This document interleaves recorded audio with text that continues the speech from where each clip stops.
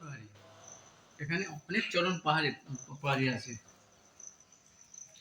আর কৃষ্ণ যখন বাঁশি বাজালো, যখন এই যে ঘটনাটা ভাগবতের মধ্যে যেরকম আছে, রাসলীলার আগে যখন বাঁশি বাজালো, তখন বংশীবাটে অন্য জায়গায়, তখন সবাই সবাই ছুটে আসতে লাগলো। যে ব্যাপারটা মানে কৃষ্ণের বাঁশিতে যেটা হয়,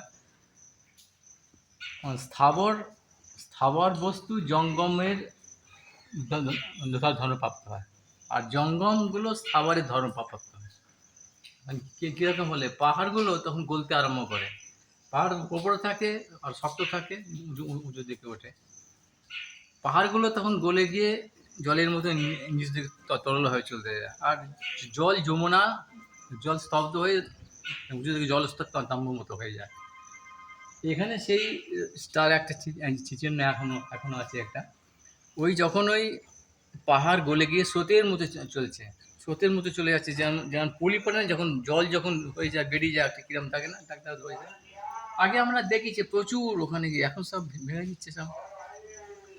সেই তখন ওই সব ছুটে আসছে, তো শুধুমাত্র ব্রজগোপীরাই নয়, পশু পাখি সবাই সেই জন্য সেই তখন কৃষ্ণেরও চরণ গলে যাওয়ার জন্যে তার চরণ চিহ্ন কিন্তু সঠিক এলো আর কি।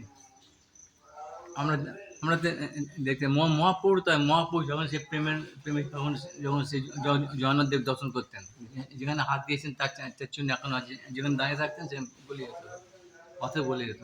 ও কোনো তাপে ভাবে বিজ্ঞানের কোনো ব্যাপার না, মানে প্রেমের এরকম ভাব তার মহিমা, সমস্ত উলট পালট হয়ে যায়। তেজ বাড়ি যথা বিনিময় যত্র তিস্বর্গ অমৃষা ধামনা সেনা সদা নিরস্ত কোকম সত্যং পরম ধীমহি। সেই ভগবানের এটা আমাদের মাথা দিয়ে আসে না, অচিন্ত জিনিসটা। এটা হচ্ছে সেই চরণ পাহাড়ি। এখন একটা আছে, আরও আছে নন্দগাঁর পিছনে একটা একটা আছে ওখানে। আলতা পাহাড়ি আছে উঁচা গাঁওয়ার ওখানে। তারপরে আরও বৈঠান যেখানে আছে, বৈঠান যেখানে নন্দবাবু বৈঠান করছেন, সেখানে প্রচুর আছে, প্রচুর। এখন তো রাস্তা করে দিয়েছে, ভালো হয়ে গেছে। আগে হেঁটে হেঁটে আসতাম, কোনো রাস্তা ছিল না, ওই চারদিকে হোগলা, সেটা একটা অন্যরকম একটা আছে। এখন দেখা নয়, এখন সব গাড়ি চলে আসছে এখানে, এত উপরে সব চারদিক থেকে ময়ূর ডাকছে, এসব ময়ূর আসতো, ময়ূরগুলো আসতো, ময়ূরের পায়ের ছাপ আছে এসব পাহাড়ের উপরে। এখন যাবো ওই ভোজন ঢালি যাবো, ভোজন যেখানে কৃষ্ণ ওই ওই ওই যে ব্রহ্মমোহন লীলা যেখানে খাচ্ছিল কৃষ্ণ, সেই জায়গায় যাবো, মনে রাখবে। না তোমাদের বলিনি, এদের বলছি ব্রহ্মমোহন লীলা। না এখন তো ইংরেজিতে বলছো না।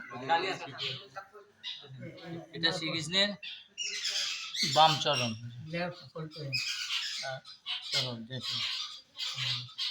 এটা হচ্ছে ডান চরণ নিচে। এটা হচ্ছে বাছুরের গরু। হ্যাঁ, রাশিয়া ওইখান থেকে